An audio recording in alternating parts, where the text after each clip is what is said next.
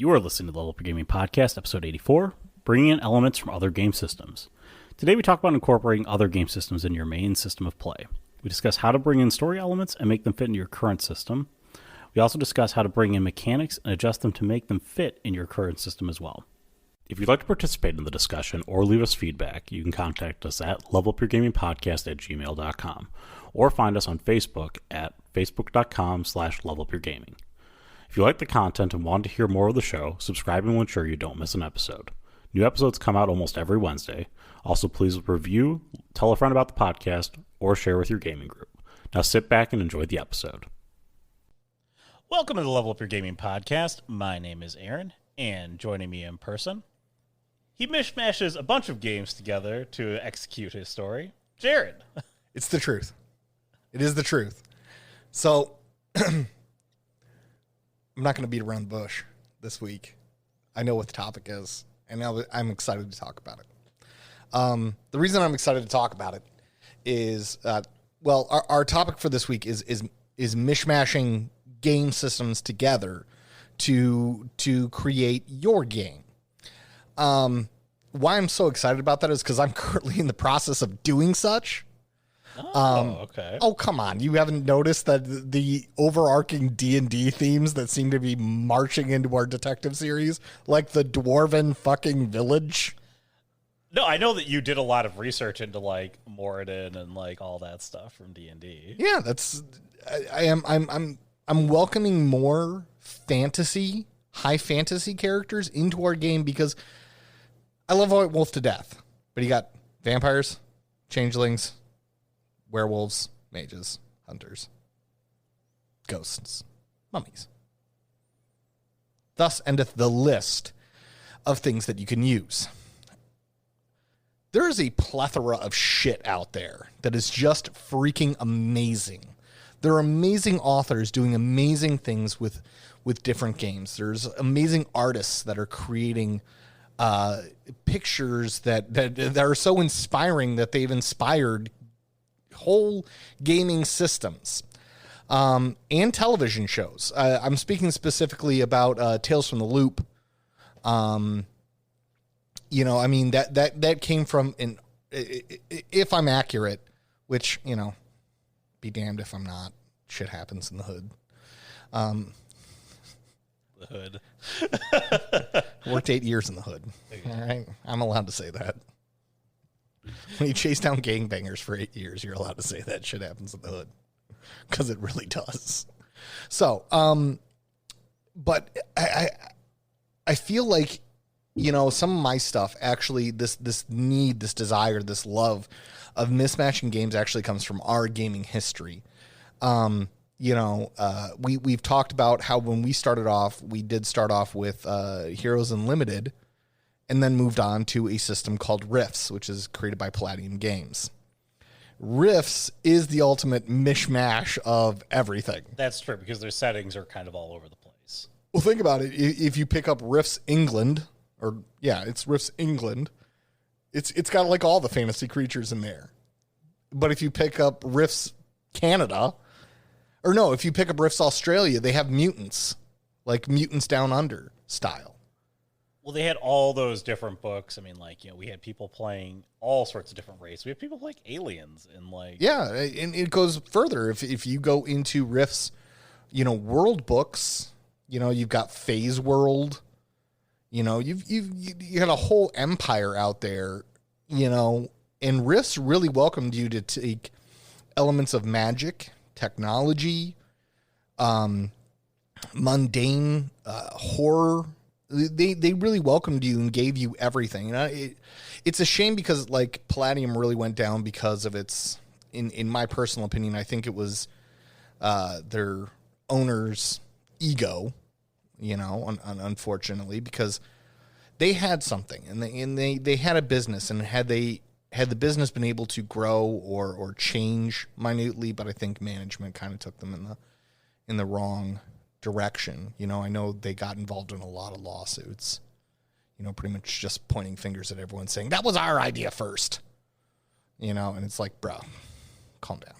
He wasn't a member of a community. He was, but he more saw it as a money making machine, and I don't agree with that. We're a community, But then again, coming from the business world, business is business. F you if you steal my idea. But I mean, like, it came up time and time again. It wasn't his idea in the first place.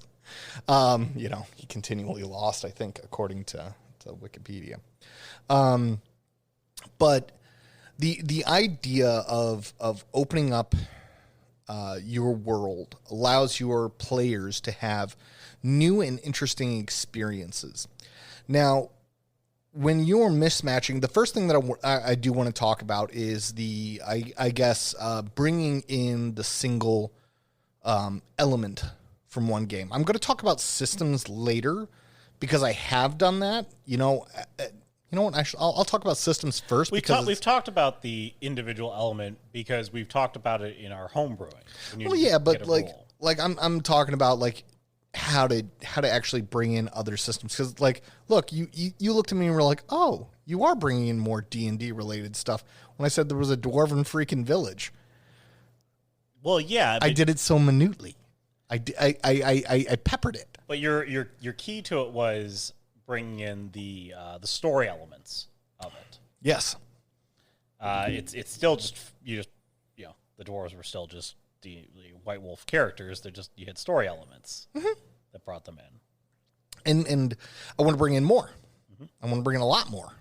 I want to bring in elves, high elves, low elves, dark elves, light elves. I even brought in the dark dwarf. Whoever wins, if it wasn't the criminal, the local mobster with a heart of gold, it was the what a nice guy he was. Yeah, he killed a few people here and there, but every time we talk to him, we're like, I know he's not a good guy. I mean, I can't quite put my finger on whether or not he did this. See, everybody pointed to it. Everyone in the whole village was like, this guy freaking did it. They just couldn't prove it, and that's what I made him. I made him a Tony Soprano. He's lovable. He's kind. He's polite. He's a friend when you're a friend. But deep down, he will kill a motherfucker. Oh, He will. There was a storyline that you guys didn't get into where they wiped out the fishing guild. Oh no, did you stumble into that story? We heard about it. I didn't know that he did it, but oh yeah, he did it. Come on, they They wake up and slit their own throats in the middle of the night. I remember you telling me about that, and then you're like, they were talking about like, how do we know if it was this guy? He's like, because he has an assassin. He does. He has an assassin, his own assassin. Good people don't have assassins on their payroll. Good people do not have hired murderers.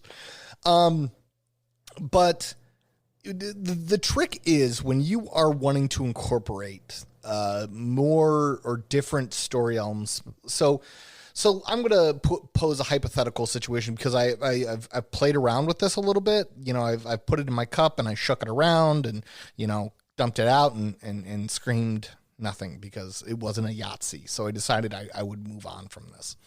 But I did take a part of the system that I'm still playing with. So Tales from the Loop. Mm-hmm. If you go on and look up the art from Tales from the Loop, it is inspiring art. Okay? I mean, it's just cool. You know what I mean? It is really freaking cool. I mean, they say a picture paints 1,000 words, but and this is free advertising for Pinterest. I use Pinterest quite often. I love Pinterest. I get a lot of story ideas. There's a lot of garbage you got to wade through, though. You know what I mean? Like, I've seen people who've done majestic pictures of like fantasy-like settings, and I don't get any story from that. You know what I mean? Like, it's a huge castle on the side of a cliff. And the amateur storyteller would be like, I want to put a setting right there. You got one photograph, brah. You got one photograph. That's it. Unless he's done a series of this castle in a cliff. All right? And if he hasn't, guess what? That is not enough fuel to go. Right? But when a story invites you to hear a whole story, like, for example, I'll try to paint a picture through words. There's one specific painting that is really cool. It's like I don't know, General Grievous's little motorized one-wheel motorcycle in the Attack of the Clones, right? It looks like that, and except it's got a passenger cabin, right? And the door's open, and it's just sitting on the side of the road, right? And the door's open, and it seems to be like small town Oklahoma. I know it's actually like supposed to be like small out there Sweden, because that's actually where the artist originates from. And it's just got like this open cabin, and like nobody's around. There's no houses in the background. Like, it tells me a story of, one, what is this thing? Two, why did he build it? Three, where the fuck is the pilot? Who just gets out and leaves a goddamn futuristic one-wheeled motorcycle on the side of the road? Did he run out of gas? Was there a technical issue? Why did he leave the door open? Because that's the thing, is the door is left open, and my mind is intrigued. Right? My mind is like, what the fuck did he get pulled over and arrested? And the cops are like, we don't even know how to close the fucking door. Right? There's about 1 million stories that could branch off of that specific picture. Right? Was there an emergency and he left? Is it something kind of simple and mundane? He ran out of gas and said, nobody can operate this thing, anything. There's no reason to close the door. Was there not enough power to close the door? There's 1 million stories from that picture alone. So I've thought about incorporating elements of Tales from the Loop, this fringe science that kind of shows up, and I was going to put it in for you guys. And like I said, I put it in my cup, and I rolled the dice, and no Yahtzee. It just doesn't fit the mood, the theme. It could. It'd be hard to put in. This is the thing. Whatever you do it with purpose. Okay? Exactly. And make sure that if you're going to put in something like that, where you're going to incorporate this weird fringe science, have an end goal for it.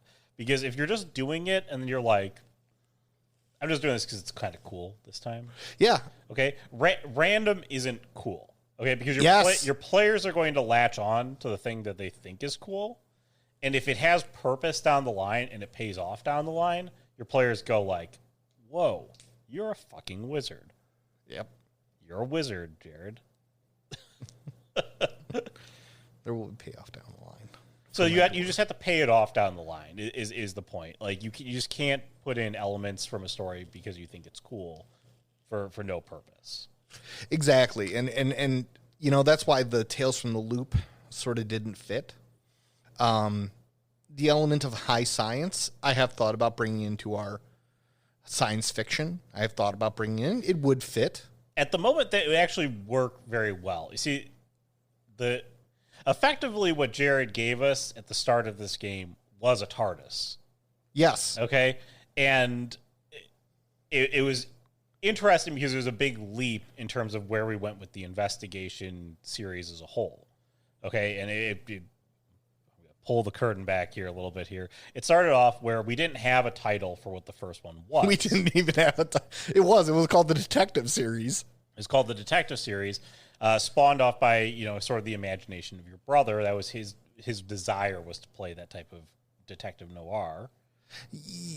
I got to give you the credit actually for what it actually became, like the foundation, because Jason really loves detective noir.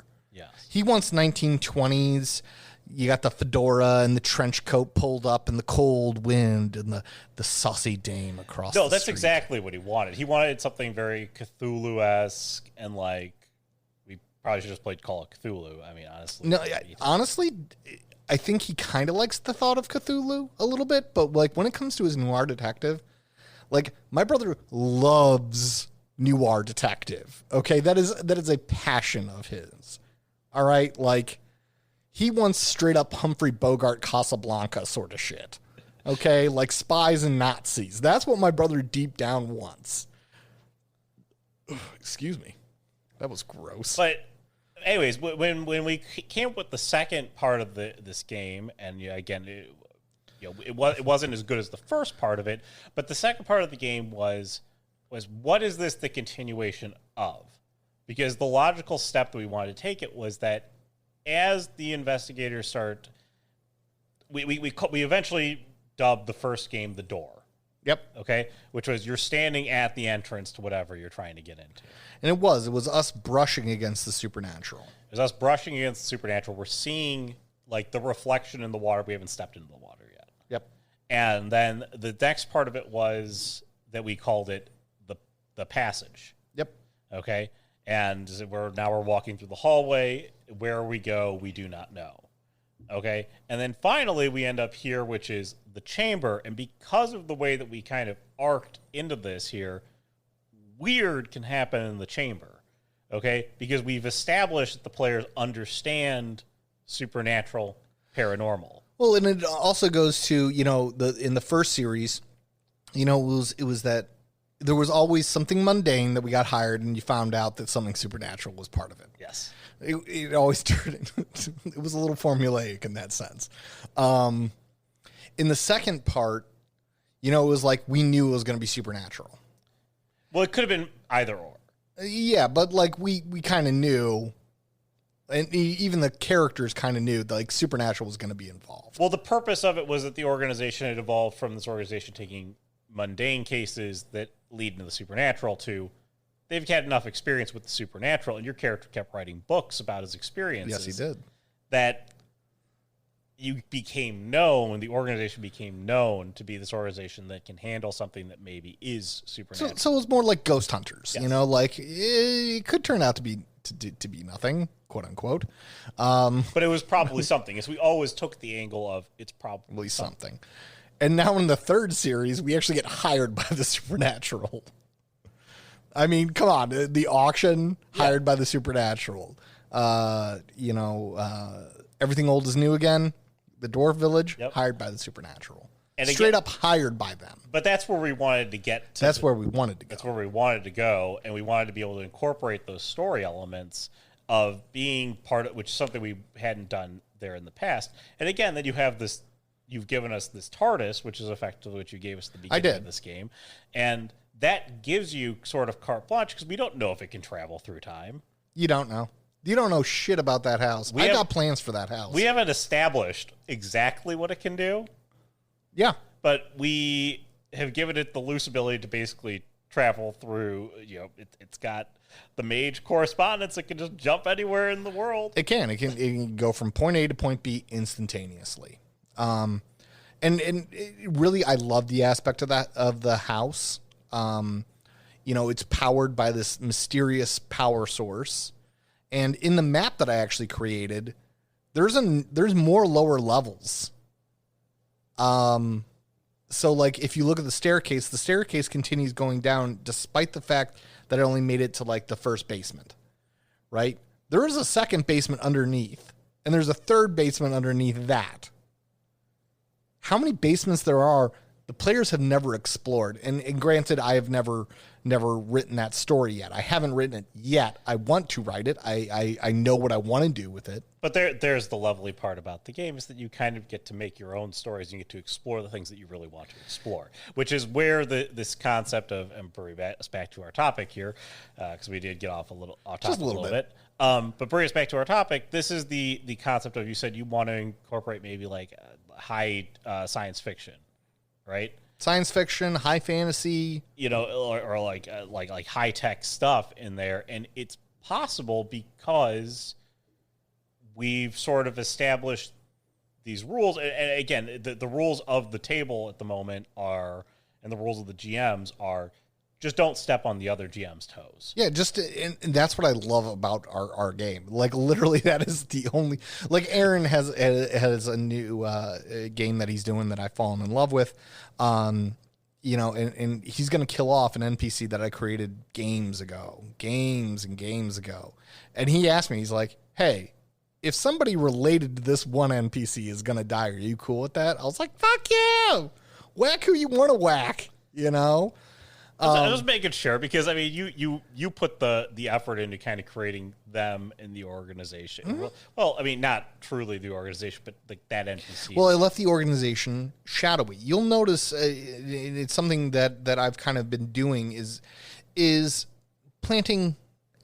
Like I kind of what I'm doing nowadays is I'm being like Johnny Appleseed because I read it. It comes from another system, and I can't forget what system I read into, but like they injected numerous freaking ideas, but they were just parts of ideas, right? They're just a record from a lost home.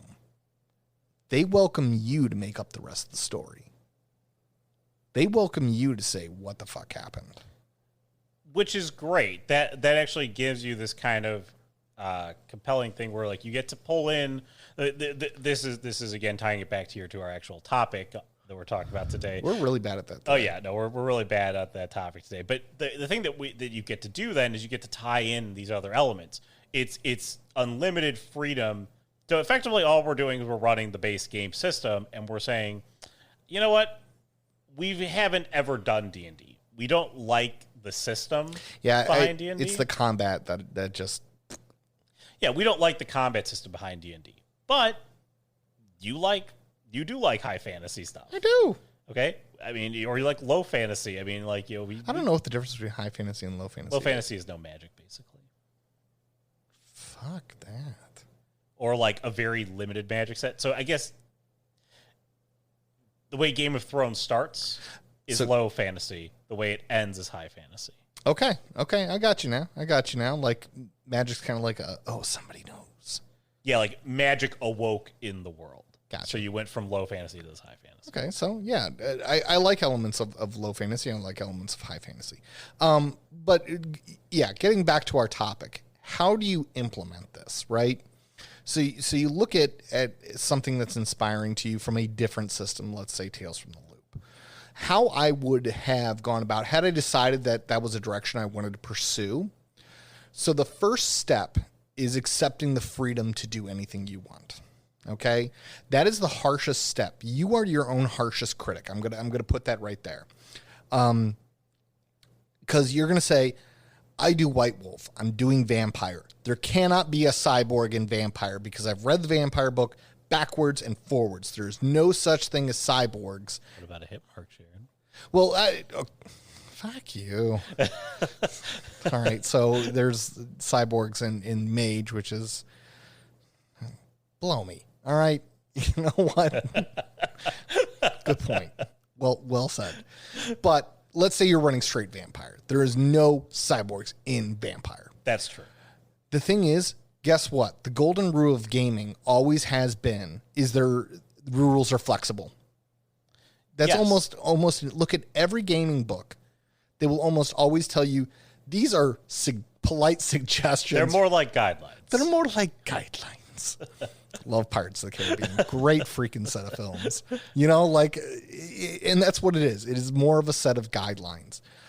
Just because, and accepting that level of freedom is hard. And I really, especially for you gamers who are just starting off, you storytellers who are just starting off, it is really hard to say, I'm going to go out and break out away from the book because this is something I want to introduce. Now, you're not really supposed to. At the beginning, when you start storytelling, you should be getting your feet wet, understanding how the system works, and true. Then building upon the system the way that you like it.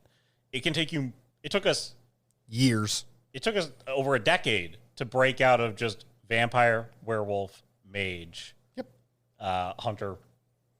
Yeah. And a decade. We just ran the same. You know, I mean, we ran with different storylines, but we ran effectively the same types of games over and over again. So the accepting the freedom that it is difficult. But once you've secured that you have a license, and I'm giving you that license today, all right, I'm printing out everyone a license, everyone in the whole world, to go ahead and explore the bounds of your imagination when it comes to role-playing. Now, number 2, part of implementation. Okay, so now that you've accepted the freedom, you have to accept the responsibility. Okay, the hard part of the responsibility is I see shit on TV.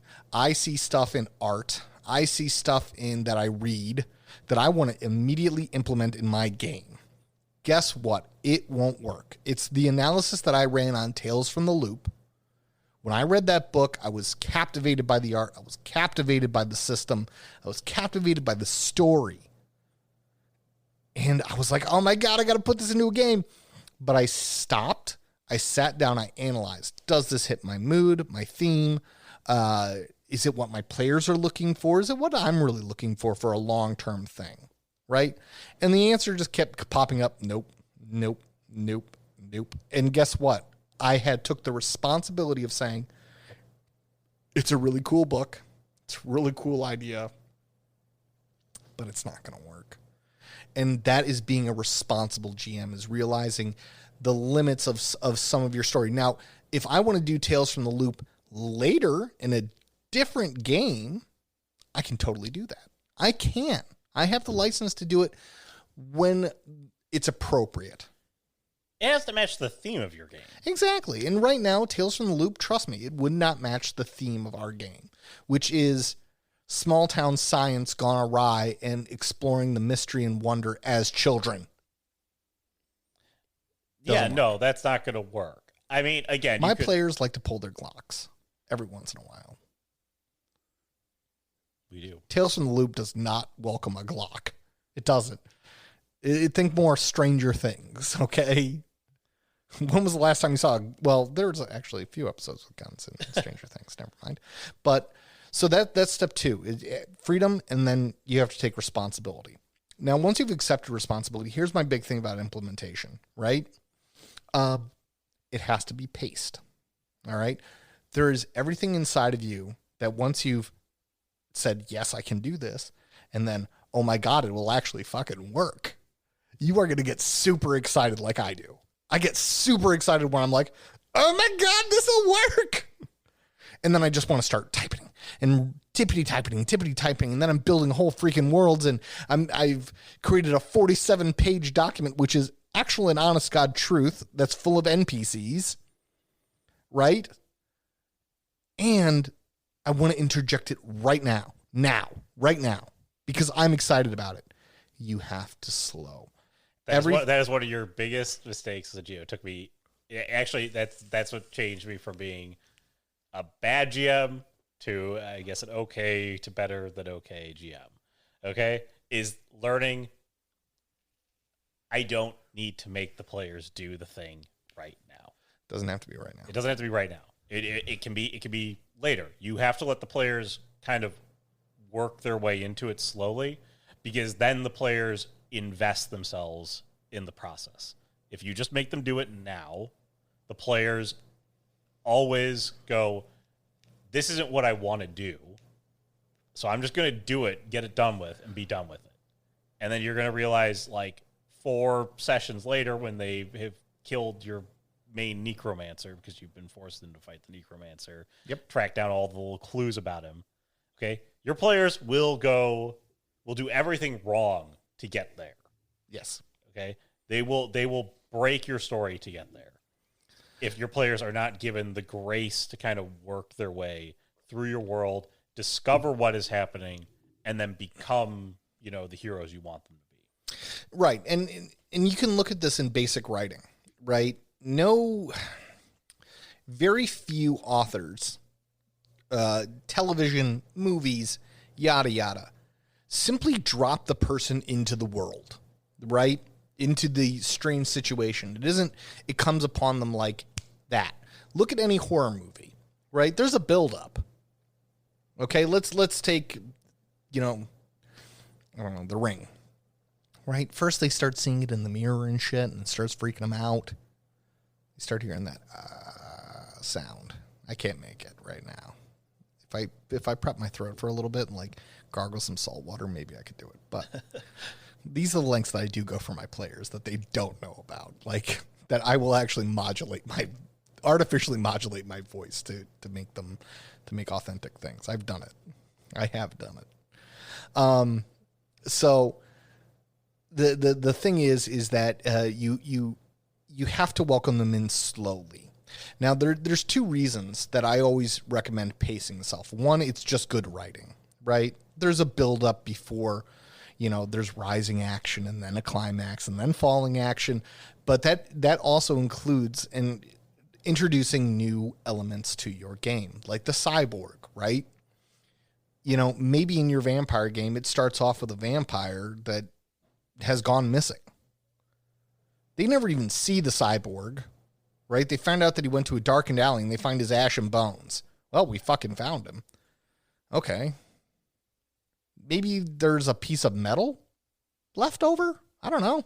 Something. A little clue. A little amuse-bouche, right? A little taster of what's going on. And then several sessions down the line, something else happens that involves this cyborg. And the pacing is for two reasons. One, it is for the good writing, which I just stated, and I'm repeating for some odd reason. The second reason is because I have found myself, and please take this is over 30-some or 20-some odd years of gaming. If you move at a slow pace, because I get totally excited when I get that new idea, and I'm like, oh my God, this will work. Oh, shit. When you just drop it in, and then 4 days later, you're reading a different book or watching a different movie, and you will completely lose interest. If you can pace it and you are still salivating, when you put down that amuse-bouche, right, that little taster, that little appetizer, and you are still salivating 3 weeks later to be like, oh my God, I can't wait to give him the steak. Then it's past the test of time. But when you just walk out and go, here's the steak, here's the more steak, here's another steak, eventually you get sick of the fucking steak. That's this fogo de chao, like right? And, or you're eating the steak and you're like, damn, that was a good steak. And then someone passes with a burger and you're like, oh shit, I really want that now. The eyes start to wander, and especially with my eyes, my friends have all labeled it, Jared's GM ADD. I get excited about ideas very quickly and I lose interest very quickly. It's only the true ideas, the ones that are really can go the distance, are the ones that I present nowadays. I used to present any idea that used to come to mind, but now it's ones that you've been given a little bit more grace to be able to find your good ideas. Yeah. The ones that you feel like really have legs. Exactly. And it's the elements that walk the miles that are the ones that you should incorporate into your game.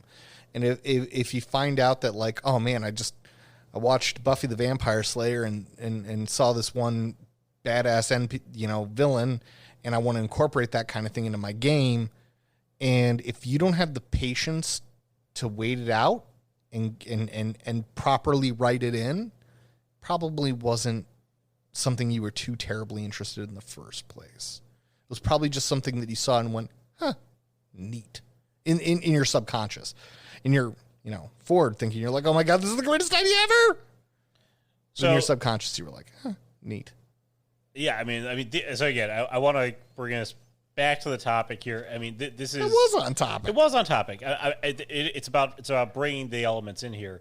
But we've been talking about bringing in just story elements themselves. Yeah, like monsters and such. Yes, monsters and such. So what happens when you want to, like, are there any game elements that you wanted to bring in? So I just brought in a game element, and shout out to Hudrot Matthias Johansson. He was the guy who ran the Ite gaming system for us, mm-hmm. and he did a one shot for me and the guys from the Dungeon Masters Dojo. And you couldn't make it that night. I think you were on a plane. Couldn't make it that night. I mean, throw a dart at a wall. I'm either in another state or on a plane. So, but he has a very cool system that he kind of created, which was the Ite gaming engine, or his hybrid system is what he calls it. But it basically comes down to the big key of it is the Ite game engine, which is this concept of you're given these points of Ite to be able to put into a game, and they are effectively dramatic edits. They mm-hmm. can increase your dice to go into success, explosion, like critical success, You can use them to dramatically edit things that happen on the battlefield themselves, or things that are just happening in the mundane. Like, it's almost like a good example of it is because his gaming system is built upon the storyteller as a director, and the players are actors. So the camera is focused on you, and you're running from the horde of zombies, and you turn to the right, and there's a helicopter.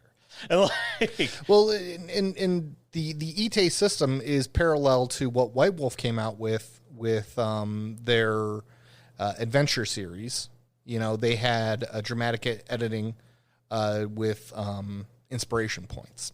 And you could essentially, as long as you came up with a dramatic edit, that was the trick with adventures. You actually had to come up with cool narrative, right? And it was more of an impromptu rather than director and actor. It was more like we're all on the stage together and coming up with this story. And it's a piece that I really freaking love, and I applaud him for entering that into his system.